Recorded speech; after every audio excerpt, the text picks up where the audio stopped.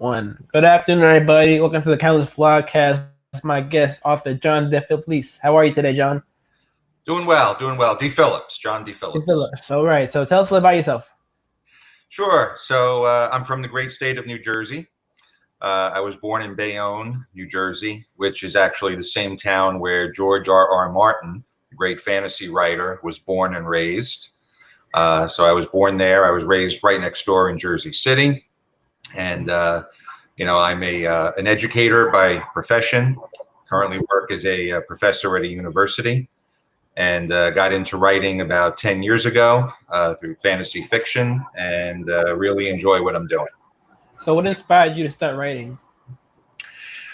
What inspired me, I think, was, growing up, I was really into epic fantasy fiction. I was a big fan of The Lord of the Rings. I was a big fan of The Lion, the Witch, and the Wardrobe, all of those fantasy stories. I was just always attracted to epic stories of good versus evil, darkness versus light, and it inspired me to write my own story. One day I knew that I just wanted to compose my own epic fantasy fiction story, create my own world, my own characters to reside within that world, and just a story to inspire people. And that's ultimately what inspired me to write. So how did you discover your genre, and what made you choose that genre? Well, again, I think being a huge fan of epic fantasy fiction, that's what led me to choose the genre. I always wanted to, again, create my own world and write my own epic fantasy fiction story, series of books. And, that's what led me into this genre. I'm also a devout Christian, and that led me to incorporate my Christian faith into my writing as well. And of course, being inspired by J.R.R. Tolkien and C.S. Lewis, as you probably know, their writings were deeply affected by their Christian faith as well. And since I followed in their footsteps, I went in that same direction. So what's your process of writing and finding a book to write about? Do you plan? Are you a planner, more of a pantser? Do you have an outline? What's your strategy? Yeah, it's interesting. I guess there are two types, right? You have the planner and the pantser, or as George R. Martin says, I think he calls it the architect and the gardener. I'm more of an architect and a planner. I put together dozens of pages and outlines before I even wrote page one of my first book. I just had to have everything mapped out, every little detail mapped out. Now, granted, when you start writing the books, things change.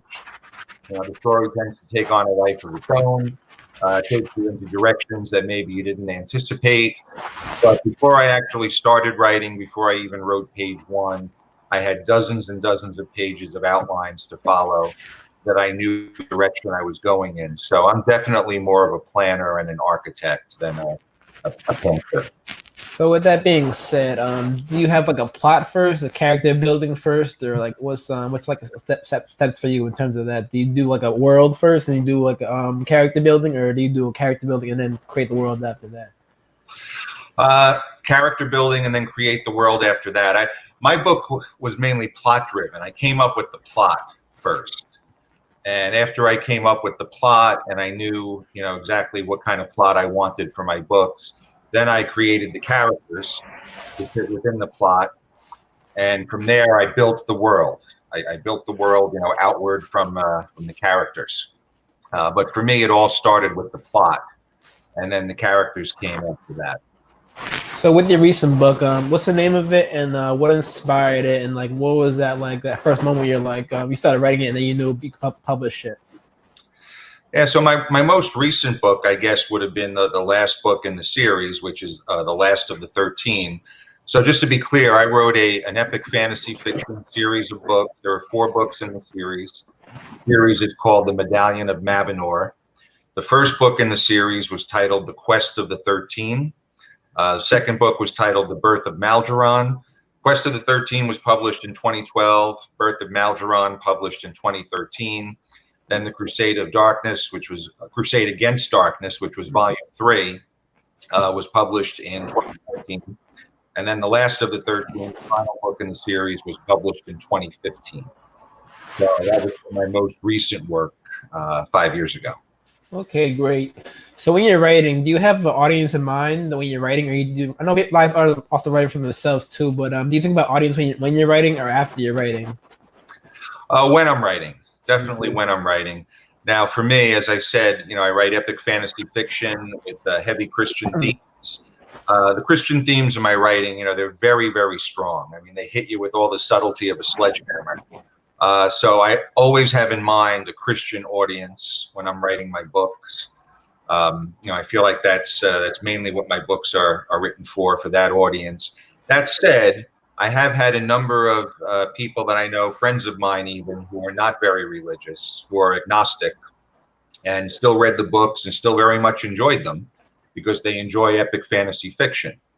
So I guess you could say, there are two types of audiences for my book. One would be that Christian audience, and then it would be that audience that maybe is not Christian, is not very religious, but is a fan of epic fantasy fiction. Okay, great. So how do you reach your audience with all this digital media going on now? What's your method for branding yourself or promoting yourself? I found that to be the most challenging thing, Justin. When I was published, my publisher told me, he said, the most difficult thing for a new author is to sustain sales. Because you can write the best book in the world, but if nobody knows that it's out there, nobody's going to buy it. And it's also challenging because, especially with the indie publishers, they don't have these huge marketing budgets like Collins and Simon and Schuster and the big five publishers. So a lot of it falls on the author, the shoulders of the author. And, we don't exactly have unlimited amounts of money to pour into our books. I've certainly invested some money in my books, buying Facebook ads and, things like that. I have my own website. I invested in that. But it's definitely challenging. It's very challenging. And recently I decided to hire a publicist to help me with the task. That's how I got hooked up with you, actually, and the show. And, he's been trying to get me some publicity and get the word out about my books. That's great. That's great. So, since you have experience writing and all that too, from day one, do you have any advice for young authors out there, authors struggling out there? Because I know you've had those times too, you've not you want to give up, but you've the process of writing too. So if you give any advice to young authors out there and authors just beginning out there, that'd be great. Sure. Yeah, we all go through those difficult times. We've all been through writer's block. We've been to the point where we're ready to give up in so many ways. I know for me, even when I wrote my first manuscript and I started marketing it to literary agents and publishers, I was rejected dozens and dozens of times. It's a very, very difficult process. So my first piece of advice for young authors and for those who are struggling is simply to persevere. It's all about perseverance. At some point, if you listen to anyone who's ever succeeded in anything, actors and athletes or anyone, they'll tell you that it's all about perseverance. It's more about perseverance than it is talent. Perseverance is what sets people apart. One other valuable piece of advice that I'd like to give young authors is this. I think where a lot of them make mistakes is when they finish their manuscript and they start marketing the manuscript to literary agents and publishers, they don't have it edited first. You have to make sure that your manuscript is polished before you send it out to literary agents and publishers in the hope of getting published.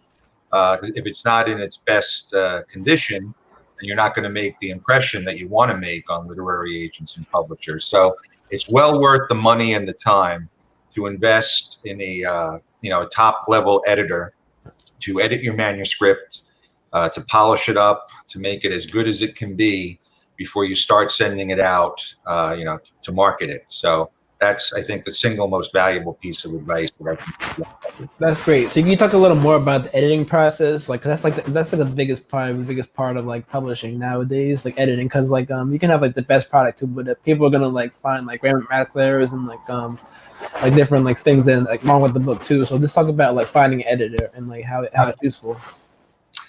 For me, I just, when I was doing it, I just went online and I shopped around. I looked at, different, people who were out there, reached out to them, got their rates, found out what their availability was, what areas they specialized in. I found someone who specialized in fantasy fiction and gave me some references. References checked out. The price was right. And I felt comfortable with him.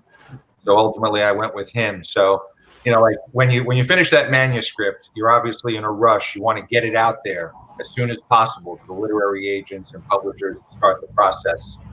But I would advise people not to rush the process, to take your time, searching for an editor, searching for the right person. And when you find the right fit, you'll know it. You'll know that, this person is the right person for the job, and, hire them, enter into an agreement, and go through the process with them. It's, like I said, it's well worth the time and money to invest. That's great. That's great advice. Thank you for that. So on transition, let's talk about like now with everybody being in quarantine, like for the last few months, has it affected your creativity, and what have you learned and expanded on during this time? Yeah. So, I really am not working on any new projects. So I can't say that the quarantine has had any kind of an effect on me as an author. Right now I've been focused mainly on my full-time job. As I said, I'm a professor at a university, and the whole pandemic, it really threw things into chaos. As you know, all the schools, K-12 schools, colleges, universities, all of our instruction went to remote instruction overnight. So it was a rushed process, and it was difficult to kind of make that transition. So I spent a lot of time on that, on just making that transition and making things work. And now with summer having arrived, things are starting to slow down a bit. And, I am thinking about maybe, revisiting my work, my fiction work, and, thinking about a new project. But as of right now, I haven't gotten around to that. Okay, great. So let's talk about your audience some more too. I know your audience is like Christian, like fantasy. Like people are interested in that. But who would you like to expand to? Who would you like to like read your book and maybe like be influenced by your book? That's not maybe may not have thought about before. Yeah. So my books. The whole reason I wrote the books is I wanted to inspire people. I think a good epic fantasy fiction story, an epic battle of good versus evil, darkness versus light. It serves to inspire. All of my characters in my books, all the heroes, they all go through difficult times, low points. They all encounter obstacles and difficulties along their particular journey, and they have to persevere to overcome those obstacles.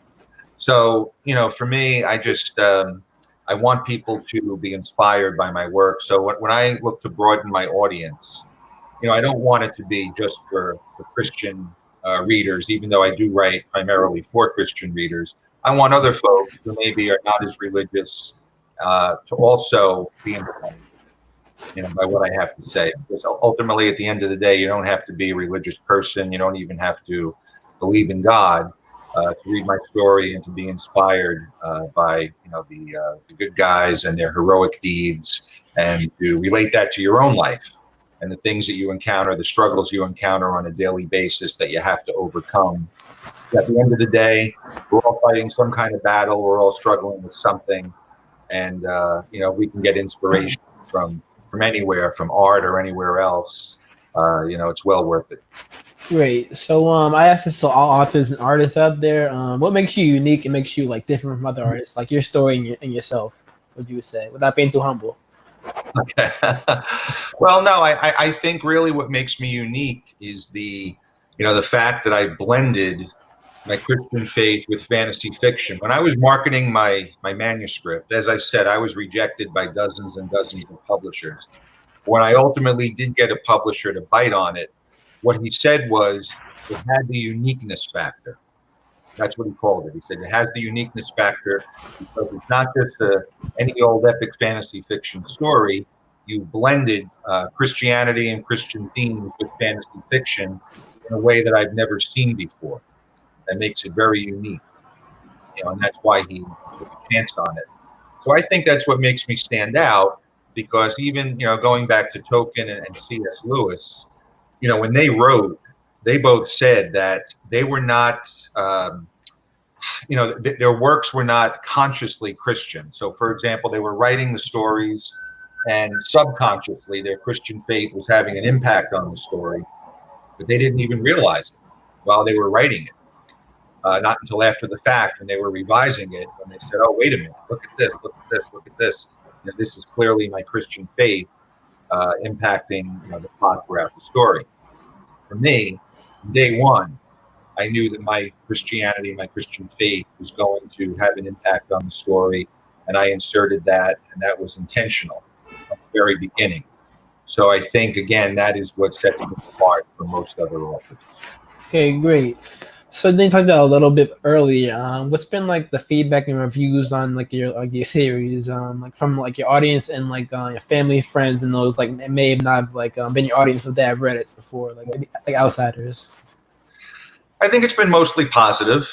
You quickly learn when you write a book, when you publish a book, that you can't please everyone. I think most of my family members and friends who read the book enjoyed it. There were a couple of others who maybe, were not as excited about it, as some family members and friends. But for the most part, the feedback was positive. The reviews on Barnes & Noble for The Quest of the 13 and for The Birth of Malgeron, which were the first two books in the series. Last I checked, those reviews were pretty good. Most of them were 4 stars. So I'm very proud of that. So again, I think the feedback on my books has been mostly positive. But as I said, and you have to understand this when you're a new author, when you're just getting into the business for the first time, you can't please everybody. There are some people who are going to really enjoy your work, and other people, who just might not enjoy it as much. Okay, this has been great, John. I like to end these like with like a positive message from like you to the audience and the world out there. Anything like to share? Yeah, I think right now we're going through a very difficult period in history. It's been a tough time with this global pandemic. It's affected almost 200 countries. It's shut down the economy. You have, folks who have obviously gotten sick from the virus, thousands of people, hundreds of thousands of people, I think. Right? You have many more people who have lost their jobs, lost their livelihoods. So a lot of people are going through a very, very difficult time right now. And I think, again, all of us, we just have to persevere. As I said earlier, perseverance is what sets apart those who succeed from those who don't. And that's the whole message in my books, that the heroes persevere. They face obstacles, they face difficulties, they go through tough times, but they persevere through it. And in the end, even though they lose some battles along the way, they wind up winning the war because they persevered. And I think all of us, as difficult as it might be right now and as dark as, things look, we will come out on the other side of this. We will persevere and we will come out on top. Okay, great. Thank you for coming on. So what are your tags, social media, and your website so people can find you? Sure. So you can find me on Facebook, John Defillipis. I have an author page there. My website is www. I believe it's drjohndefillipis.com.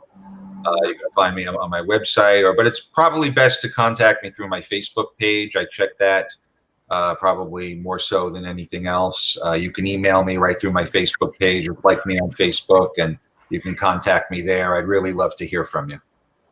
Okay, thank you, John, for coming on and sharing your story with the audience, and hopefully we can go and support you. This has been the Countless Vlogcast, episode 48 with John Defillipis, author. Go ahead, support him, guys. Follow on Facebook, his website. It's great. Thank you, John, for coming on. I appreciate you. Thank you for having me, Justin. I appreciate it. Alrighty. And we're out.